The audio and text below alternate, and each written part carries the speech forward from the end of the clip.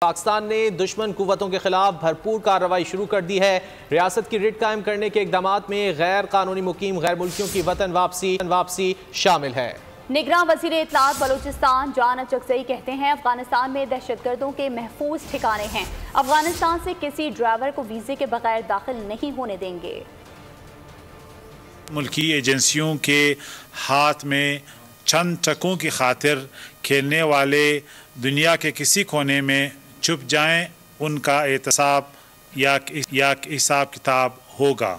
پاک فوج کا نام بھی استعمال نہیں کر سکیں گے۔ افغانستان میں دہشت گردوں کو پناہ اور ایکٹیو سپورٹ مل رہا ہے، جو نہ صرف پاکستان بلکہ پوری انٹرنیشنل کمیونٹی کے لیے تشویشناک ہے۔ بلوچستان میں غیر تارکین وطن جنہوں نے جیلی شناختی کارڈ بنائے ہیں کے خلاف کارروائی جاری ہے۔